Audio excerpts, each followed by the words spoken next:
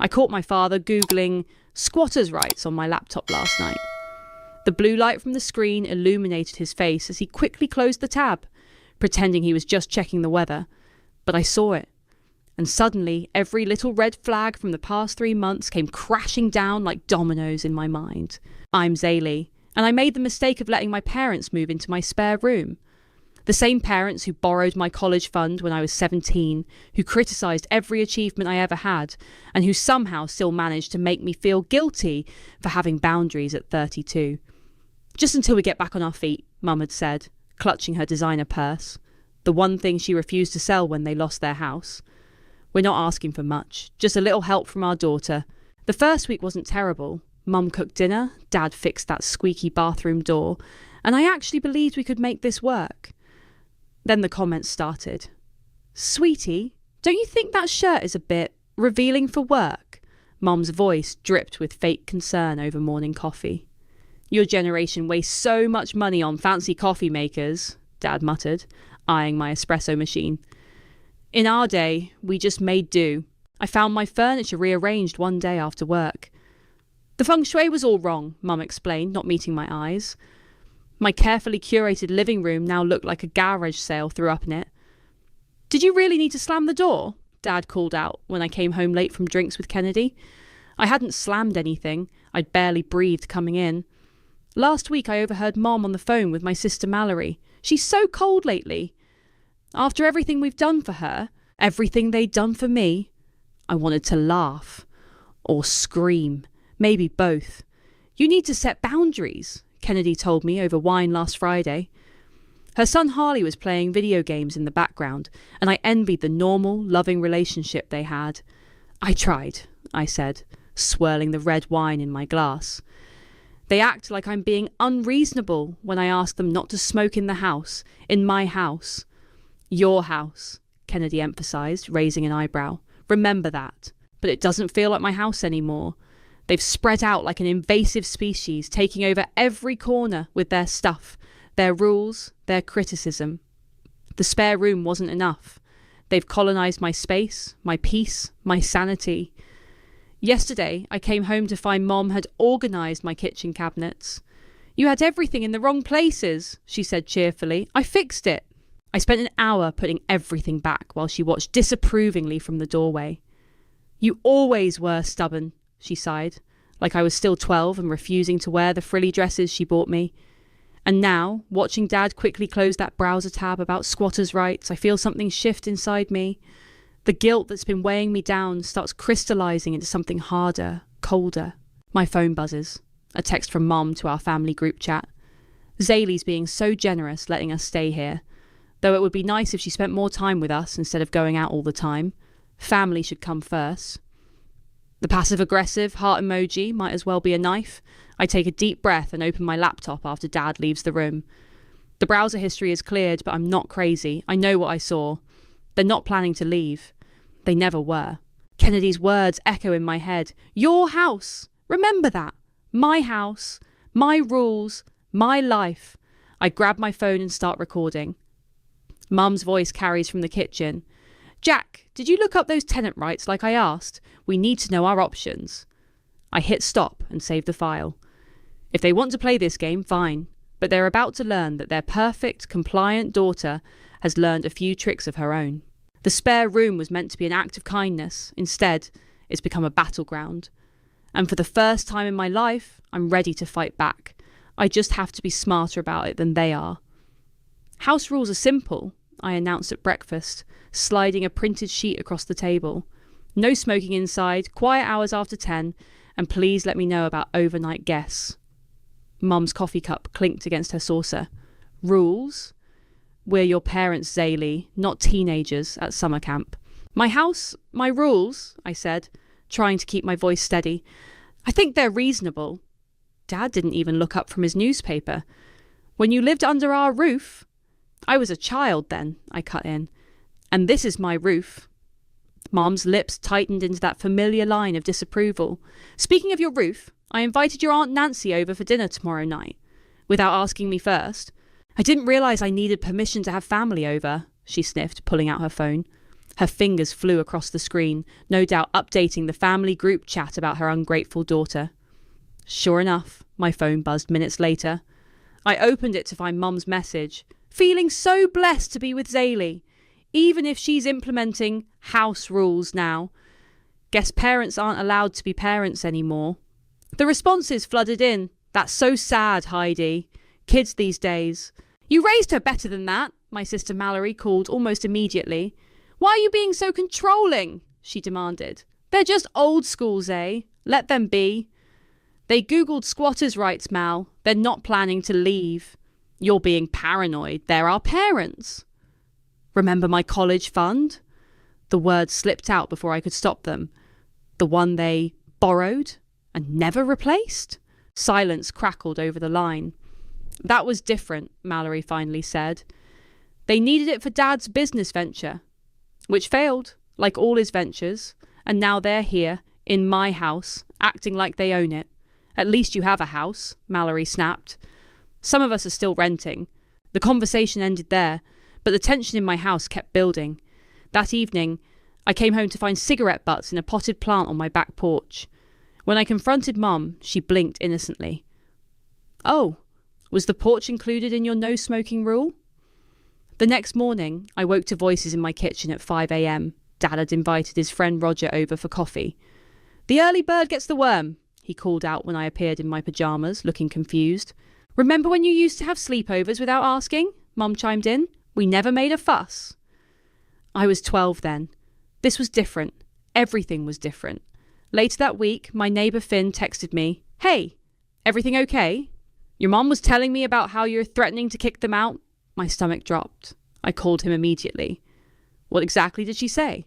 That you've changed since getting successful? That you're abandoning family values? Look, I know it's none of my business, but you're right, I cut in. It's not. I hung up and sank onto my couch, only to jump up when I sat on something hard. They'd rearranged my living room. Again. That night, I found myself digging through old boxes in my closet until I found it, my high school diary. I flipped to the entry from the day I discovered my college fund was gone. Mum says it's selfish to be upset about the money when Dad needed it more. Maybe she's right. Maybe I am selfish. But I worked every weekend for 3 years to add to that account. They didn't even ask.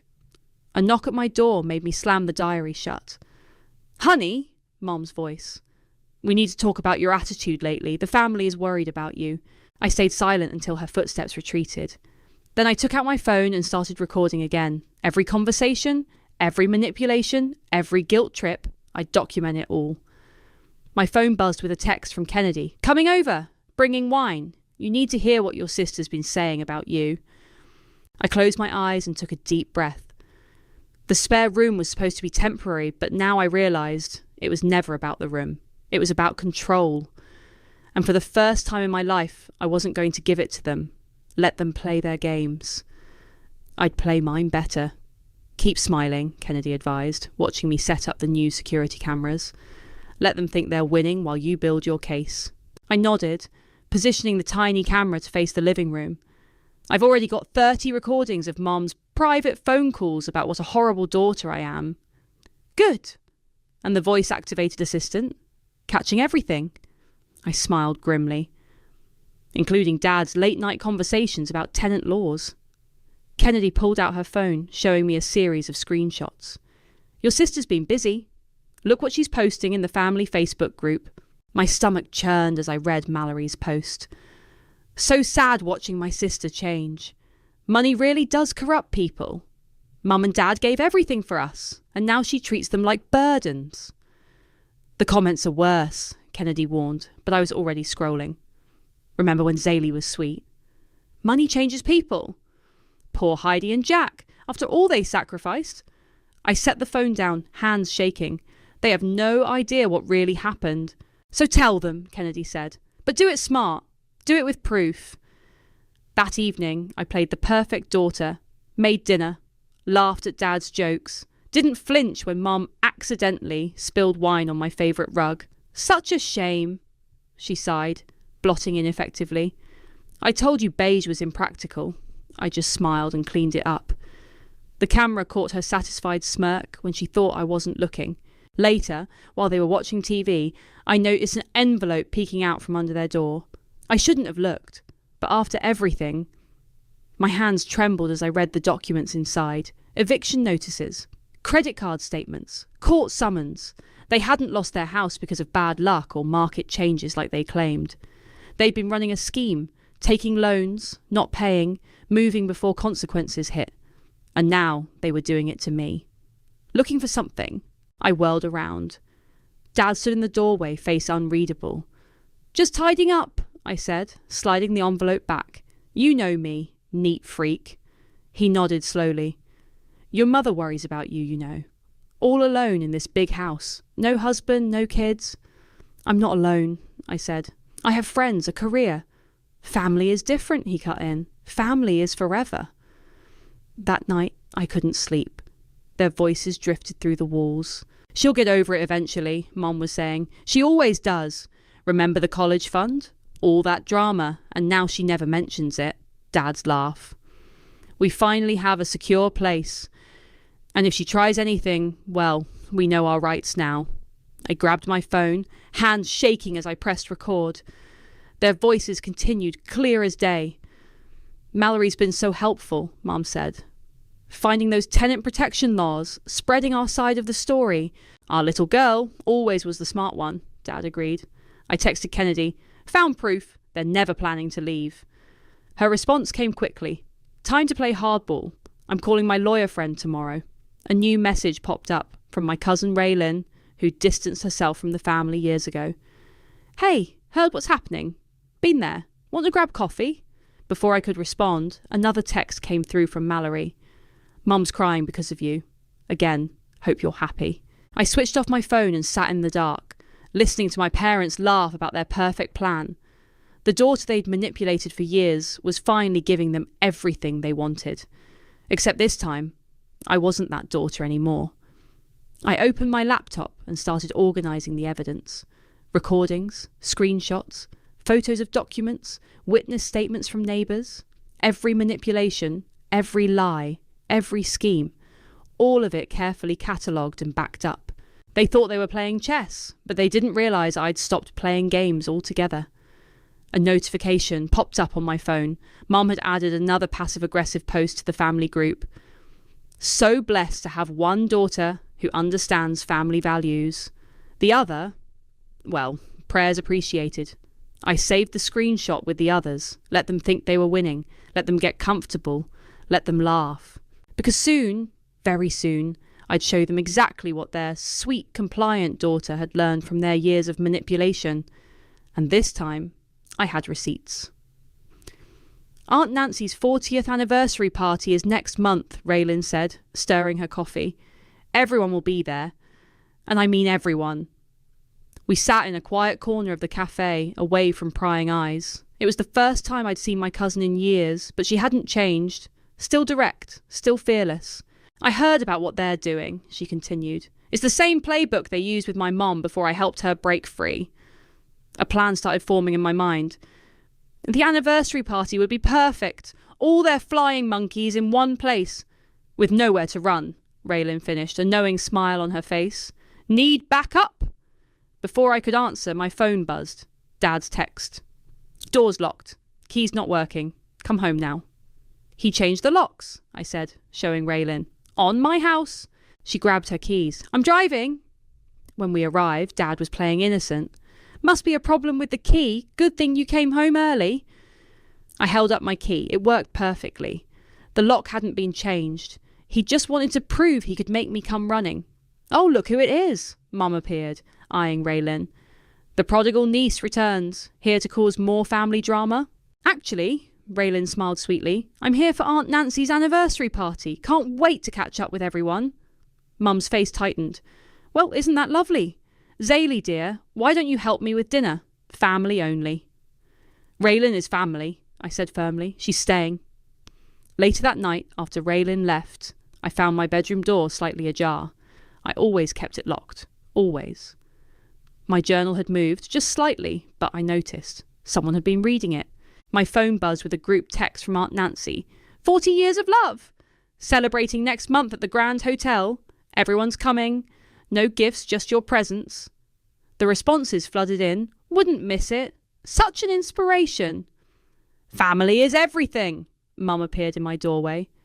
We'll need to coordinate outfits, of course. Can't have you showing up in one of your creative ensembles.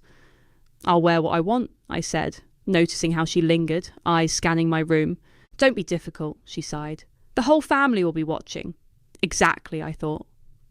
The next morning, I met Kennedy for coffee. They went through my room, I told her, read my journal. Perfect, she said, pulling out her laptop. Add it to the evidence file. How many people will be at this anniversary party? At least 50. All the aunts, uncles, cousins. All the people they've been lying to about you. I nodded, remembering Raylin's words, nowhere to run. Your parents aren't the only ones who can plan ahead, Kennedy said, typing. Let's make a timeline. The party's 4 weeks away. We need everything ready. My phone buzzed. Finn from next door. Your mom's telling people you're having mental health issues. Thought you should know. Another text from Mallory. Mom's worried about your behaviour. Maybe you should see someone. Then Mom herself. Sweetie, I scheduled you a therapy appointment. We're all concerned. I forwarded everything to Kennedy, who added it to our growing file. They're getting sloppy, she observed. Desperate. That evening, I heard Mom on the phone through the security camera. Nancy, I'm worried about Zaylee. She's been so unstable lately. Having that troublemaker Raylin over. Yes, that Raylin. The one who turned my sister against us. I hit record, catching every word. Dad joined her. Maybe we should say something at the party. Get the family to help us intervene. Perfect, Mum replied. Everyone will be there. We can show them how worried we are. I smiled in the darkness of my room. Yes, everyone would be there. Everyone would see. My phone lit up with a text from Raylin. Got your back. Ready when you are. Another from Kennedy. Evidence file backed up. Triple checked. And finally, Finn. Whatever you're planning, count me in. Nobody deserves what they're doing to you. I looked at my bedroom door, still slightly ajar from their snooping, and made a decision. Let them think they're winning. Let them plan their big intervention. They wanted to put on a show at Aunt Nancy's anniversary party. Fine. But this time, I'd be the one directing it. I found these in Mallory's email, Kennedy said, sliding her laptop across the table. Your sister's been busy. My hands shook as I read the emails. Mallory had been researching elder abuse laws, tenant rights, even mental health intervention procedures, all while pretending to support me. There's more, Kennedy warned. Keep scrolling. Draft messages to family members, carefully crafted stories about my unstable behaviour, links to articles about ungrateful children, and worst of all, a detailed plan to use the anniversary party as an intervention. Your own sister, Kennedy said softly. My phone buzzed. Speak of the devil. We need to talk, Mallory's text read. Now. I met her at the local diner, our childhood hangout. She was already there, fingers drumming nervously on the table. You need to stop, she said before I could sit down. This vendetta against Mom and Dad, it needs to end. Vendetta? I laughed. They're trying to steal my house. They're our parents, she hissed. They raised us, sacrificed for us. Is that what you tell yourself to justify helping them? I pulled out my phone, showing her the screenshots of her emails. Planning an intervention, Mal? Really? Her face went white. How did you... Doesn't matter. What matters is you're helping them destroy me. If you embarrass them at the anniversary party, she leaned forward, voice low and threatening, we all walk away from you. Forever. You already have, I said, standing up. You just didn't have the courage to tell me to my face. Back home, I found Raylin waiting on my porch. Mallory texted me, she said. Tried to get me to join their little intervention plan. And? She grinned. I said I'd love to speak at the party, didn't specify what about. Inside, Mum was redecorating again. Oh good, you're home, she chirped. Help me move this cabinet, it's blocking the energy flow. No, I said simply. Her face darkened. I'm trying to help you. This house needs a woman's touch. It has one. Mine. You ungrateful.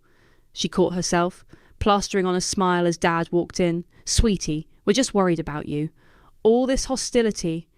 Save it for the party, I said, heading to my room. "What's that supposed to mean?" Dad called after me. I didn't answer. Let them worry. Kennedy came over that night with her son Harley. We sat on the back porch, watching him play while my parents glared through the window. "Everything's ready," she said quietly. "Audio files, screenshots, witness statements. Even got that eviction notice they tried to hide." "Finn agreed to be there," I added. "Says he's got security camera footage of Mum telling neighbours I'm mentally unstable." "Good." Kennedy hugged me. "You're doing the right thing."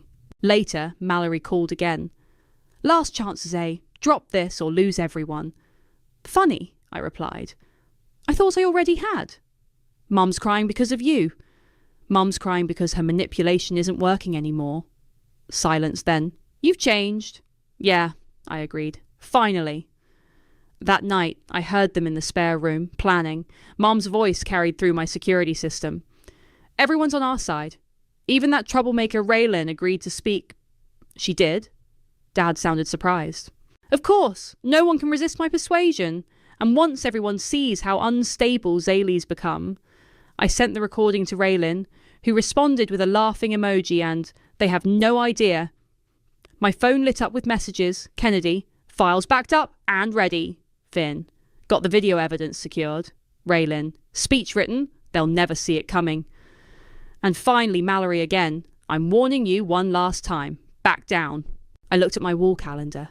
2 days until the anniversary party. 2 days until everything changed. Mum knocked on my door. "Sweetie, we need to coordinate what we're wearing. The photographer will want family photos." "Can't wait," I called back, smiling as I added her words to my evidence file. They wanted photos? Fine, but not the kind they were expecting. Sometimes the best revenge isn't loud or dramatic. Sometimes it's just the quiet reveal of truth, backed by undeniable evidence, in front of everyone who matters. And in 2 days, they'd learn exactly how much evidence I had. "Emergency family, Zoom, meeting, now!" Mum's text blasted through the family group chat at 7 p.m, just as I was finishing dinner with Kennedy. "Showtime," Kennedy whispered, helping me set up my laptop. Faces popped up one by one, aunts, uncles, cousins. Mum's eyes were red and puffy, perfectly timed tears ready to fall. "It's about Zaylee," she choked out. We're afraid she might make us homeless." The gasps were immediate, right on cue. "After everything we've done for her," Dad added solemnly. "We're not getting any younger." I kept my face neutral, letting my phone record every word. Aunt Nancy's voice crackled through the speakers. "Zaylee, how could you?" "I'm right here," I said calmly. "And that's not what's happening." "See," Mom wailed. "She's so cold now. Money changed her. Success changed her." Mallory jumped in. "She's been acting strange for months. We're all worried." I watched the performance unfold, noting how Mom's tears dried up the moment she thought her camera froze. How Dad's concerned expression slipped when he thought no one was watching. After the call, I sent the recording to my lawyer. Her response was immediate. "Perfect evidence of harassment and defamation. Keep collecting." The next morning, Mom cornered me in the kitchen. "About yesterday's call..." "Save it," I said, pouring my coffee. "We're just worried about you, sweetie. Everyone is. Maybe if you'd just let us help manage your finances..." I nearly dropped my mug. "Manage my finances?" "Well, you're clearly struggling with the responsibility of home ownership. Your father and I have experience..." "Like they had experience with my college fund?" My phone buzzed. "Raylan." "They just called me, trying to get dirt on you. I played along. You should hear what they're planning." Mum was still talking. "And really, dear, it's not healthy to live alone at your age. Having us here is a blessing in disguise." I let her ramble, recording every word. That afternoon, Dad accidentally locked me out again. I called Finn, who came over with his spare key, the one I'd given him for emergencies. "Your mum told the neighbourhood watch you're having mental episodes," he said quietly, as we waited for the door to open. I set them straight. Inside, I found my laptop moved again.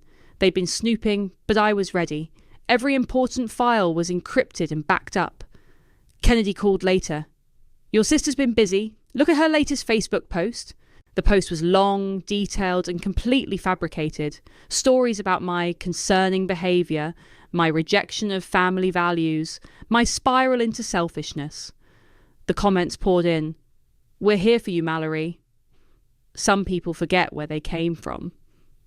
"Praying for your parents."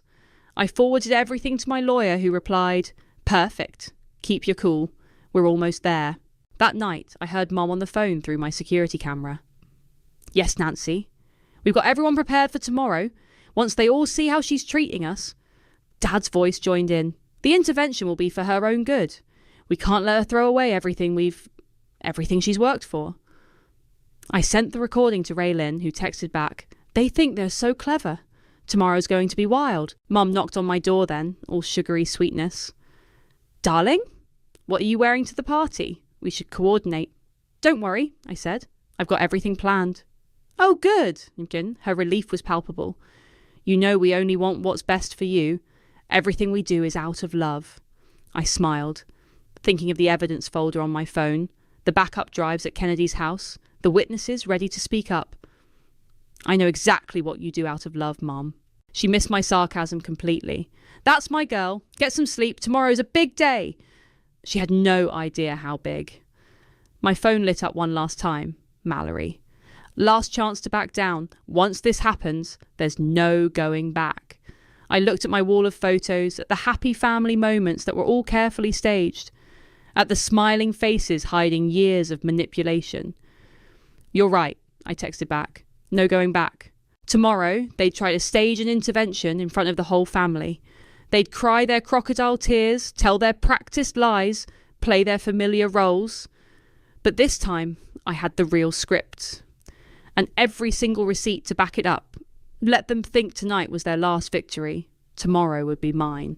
The Grand Hotel's ballroom sparkled with 40 years of anniversary celebrations. Aunt Nancy and Uncle Pete beamed as family members arrived, completely unaware of the storm about to break. "You look beautiful, sweetie," Mum said, adjusting my dress collar like I was still 5. Though I would have chosen something more appropriate. I caught Raylin's eye across the room. She nodded slightly, phone ready. The evening started normally enough. Dinner speeches, champagne toasts. Then Mum stood up, dabbing at her eyes with a tissue. "Before we continue celebrating," she sniffled, "we need to address something important. As a family." Right on cue, Dad joined her. "We're worried about Zaylee." The room hushed. All eyes turned to me. "She's changed," Mum continued, voice trembling perfectly. "The success, the money. She's not the daughter we raised. She's threatening to make her own parents homeless." Gasps rippled through the crowd. Mallory stood up, right on script. "We've all noticed the changes." I caught Kennedy's eye. She nodded, connecting her phone to the room's Bluetooth speaker system. "You're right," I said, standing. "Let's talk about changes and truth." I pressed play. Mum's voice filled the room. "Once we're established here, she can't kick us out. We'll take over slowly. Worked with the college fund, didn't it?" Dad's laughter followed. "She always was easy to manipulate. Remember when she believed we'd pay her back?"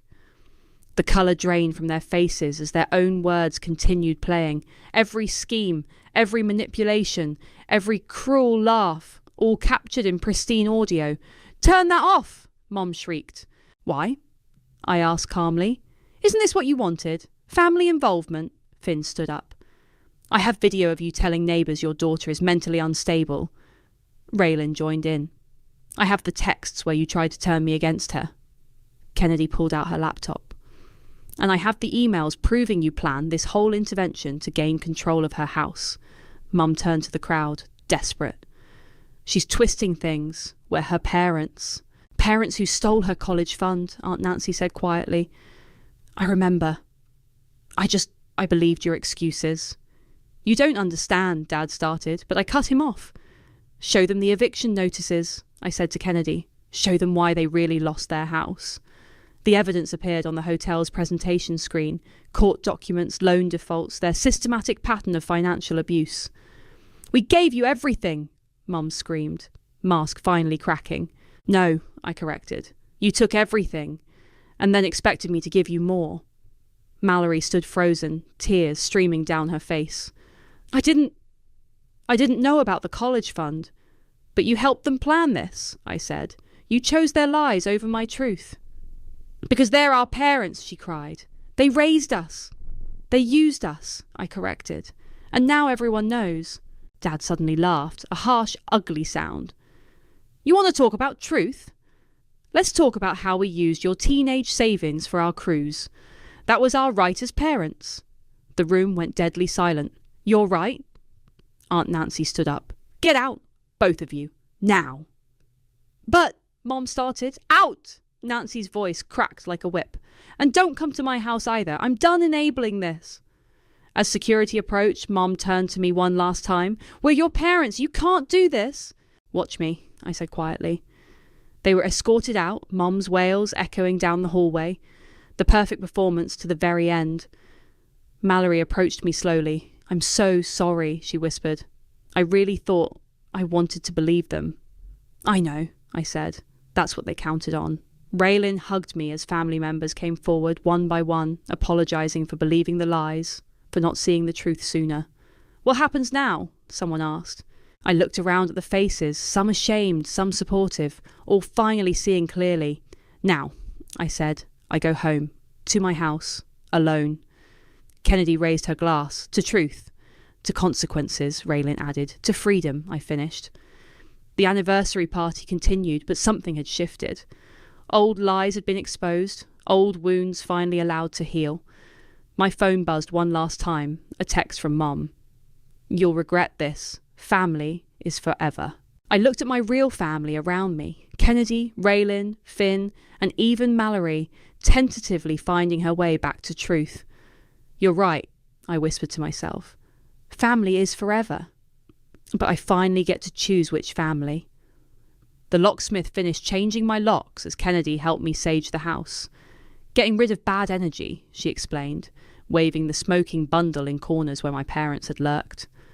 Their stuff is still in the spare room, I said, eyeing the closed door. Raylan's bringing her truck, Kennedy replied. We'll drop it at their motel. My phone buzzed constantly with family fallout. Aunt Nancy had shared the full story with everyone, including the parts I'd kept private. The tide had turned completely. Look at this, Raylan said, arriving with coffee and her truck keys. She showed me her phone. Mum's social media accounts had gone dark. No more performance, no more audience. They're staying at the Budget Inn, Mallory texted. Dad's talking about moving to Florida. Good.